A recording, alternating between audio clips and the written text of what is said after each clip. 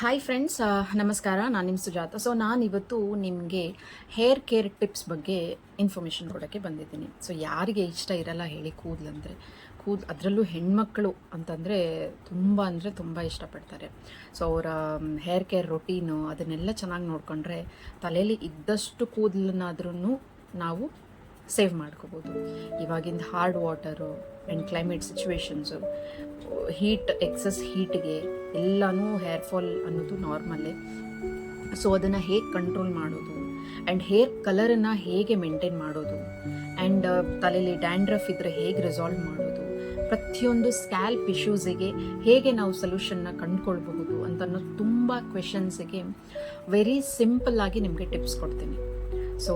ಈ ವಿಡಿಯೋ ಎಲ್ಲೂ ಮಿಸ್ ಮಾಡದೆ ಪೂರ್ತಿಯಾಗಿ ನೋಡಿ. ದಯವಿಟ್ಟು ಎಲ್ಲೂ ಸ್ಕಿಪ್ ಮಾಡೋಕೆ ಹೋಗಬೇಡಿ.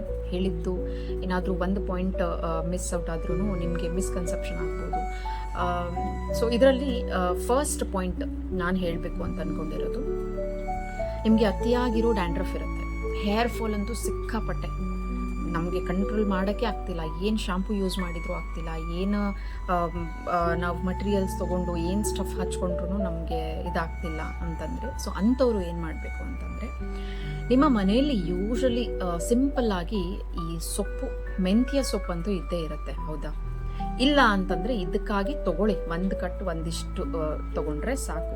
ಮೆಂತ್ಯ ಸೊಪ್ಪು ಇರುತ್ತಲ್ಲ, ಫ್ರೆಶ್ ಆಗಿರೋ ಮೆಂತ್ಯ ಸೊಪ್ಪನ್ನು ತೊಗೊಂಡು ಬಂದು ನೀಟಾಗಿ ಕ್ಲೀನ್ ಮಾಡಿ ತೊಳೆದ್ಬಿಟ್ಟು ಅದನ್ನು ಮಿಕ್ಸಿ ಜಾರಿಗೆ ಹಾಕ್ಕೊಂಡು ನೀಟಾಗಿ ಬ್ಲೆಂಡ್ ಮಾಡ್ಕೊಳ್ಳಿ.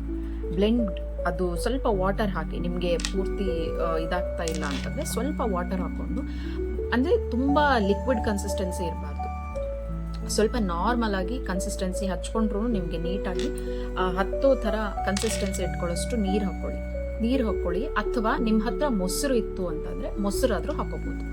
ಮೊಸರಿಲ್ಲ ಅಂತಂದರೆ ನೀವು ನೀರನ್ನೇ ನೀರು ಹಾಕ್ಕೊಂಡು ನೀಟಾಗಿ ಬ್ಲೆಂಡ್ ಮಾಡ್ಕೊಳ್ಳಿ.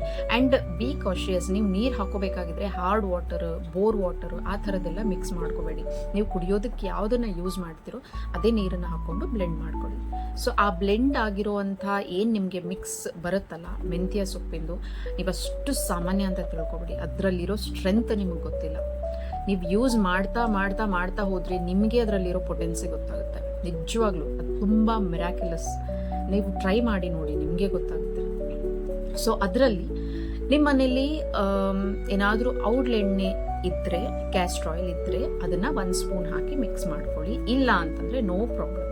ನಿಮಗೆ ಆಯಿಲ್ ಬೇಕು, ಸ್ವಲ್ಪ ನಮ್ಮದು ಕೂದಲು ಕಂಡೀಷನಿಂಗ್ ಆಗಬೇಕು, ನೀಟಾಗಿ ಮಾಯಿಶ್ಚರೈಸ್ ಆಗಬೇಕು ಅಂತಂದರೆ ಅದರಲ್ಲಿ ನೀವು ಔಡ್ಲೆಣ್ಣೆ ಆದರೂ ಹಾಕ್ಕೊಳ್ಳಿ, ಅಥವಾ ಕೊಬ್ಬರಿ ಎಣ್ಣೆ ಆದ್ರೂ ನಾರ್ಮಲಾಗಿ ಹಾಕ್ಕೊಳ್ಳಿ. ಅವೆರಡೂ ಇಲ್ಲ ಅಂತಂದರೆ ಜಸ್ಟ್ ನೀವೇನು ಬ್ಲೆಂಡ್ ಮಾಡಿರ್ತೀರಲ್ಲ ಅದನ್ನೇ ನೀವು ನೀಟಾಗಿ ರೂಟ್ಸ್ ಪ್ರತಿಯೊಂದೂ ಡಿವಿಷನ್ ಮಾಡಿ ರೂಟ್ಸ್ಗೆ ಹಚ್ಕೋಬೇಕು. ಕೂದಲಿಂದ ಫ್ರಮ್ ಇಲ್ಲಿಂದ ಟಿಪ್ವರೆಗೂ ನೀಟಾಗಿ ಕವರ್ ಆಗೋ ಥರ ನೀವು ಹಚ್ಕೊಂಡು ಒಂದು ಅರ್ಧ ಗಂಟೆ ಇಲ್ಲ 45 ಮಿನಿಟ್ಸ್ ನೀಟಾಗಿ ಬಿಡಿ.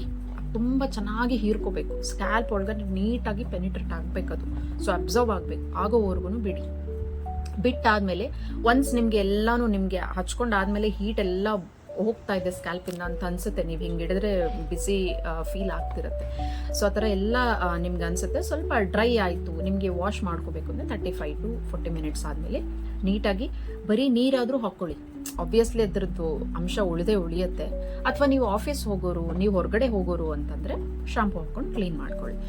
ಈ ಥರ ನೀವು ವಾರಕ್ಕೆ 2 ಸಲ ಅಥವಾ ವಾರಕ್ಕೆ 1 ಸಲ ಆದ್ರೂ ಫೈನ್. ಆಗಲ್ಲ 15 ಡೇಸ್ ಒನ್ಸ್ ಆದರೂ ಫೈನ್, ನೋ ಪ್ರಾಬ್ಲಮ್. ನಾವು ಬ್ಯುಸಿ ಇರ್ತೀವಿ, ನಮ್ಗಾಗಲ್ಲ ಅಂದರೆ 15 ದಿನಕ್ಕೆ 1 ಸಲ ಮಾಡಿದರೂ ಪರವಾಗಿಲ್ಲ.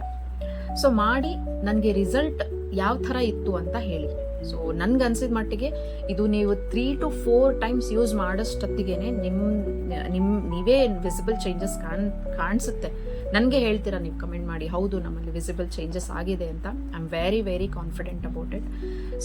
ದಯವಿಟ್ಟು ಈ ವಿಡಿಯೋ ಇಷ್ಟ ಆದರೆ ನಿಮ್ಮ ಫ್ರೆಂಡ್ಸ್, ಫ್ಯಾಮಿಲಿಗೆ ಶೇರ್ ಮಾಡಿ, ಲೈಕ್ ಮಾಡಿ, ಕಮೆಂಟ್ ಮಾಡಿ, ಆ್ಯಂಡ್ ಆದಷ್ಟು ನನ್ನ ಸಬ್ಸ್ಕ್ರೈಬರ್ಸನ್ನು ಜಾಸ್ತಿ ಮಾಡಿಕೊಡಿ. ನಿಮ್ಮ ಫ್ರೆಂಡ್ಸ್, ಫ್ಯಾಮಿಲಿಗೆ ಶೇರ್ ಮಾಡಿ, ಸಬ್ಸ್ಕ್ರೈಬ್ ಆಗಿ ಅಂತ ಹೇಳಿ. ಇನ್ನೂ ತುಂಬ ಇಂಟ್ರೆಸ್ಟಿಂಗ್ ಅಪ್ಡೇಟ್ಸ್ ಬೇಕು ಅಂತಂದರೆ ನನ್ನ ಚಾನಲ್ನ ಫಾಲೋ ಮಾಡ್ತೀರಿ. ಆ್ಯಂಡ್ ನಿಮ್ಗೆ ಏನಾದರೂ ಸ್ಪೆಷಲ್ಲಾಗಿ ನಮಗೆ ಇದ್ರ ಬಗ್ಗೆನೇ ಬೇಕು ವಿಡಿಯೋ, ಇದ್ರ ಬಗ್ಗೆನೇ ಬೇಕು, ನನಗೆ ಈ ಪ್ರಾಬ್ಲಮ್ ಇದೆ, ಇದಕ್ಕೇನು ಸೊಲ್ಯೂಷನ್ ಅಂತ ಆ ಥರ ಏನಾದರೂ ಇದ್ದರೆ ನನಗೆ ಕಮೆಂಟ್ ಮಾಡಿ ತಿಳಿಸಿ. ನನ್ನ ಕೈಲಾದಷ್ಟು ನಾನು ಪ್ರಯತ್ನ ಮಾಡಿ ಅದ್ರ ಮೇಲೆ ವೀಡಿಯೋಸ್ ಮಾಡೋಕ್ಕೆ ಪ್ರಯತ್ನ ಪಡ್ತೀನಿ. Okay, thank you so much.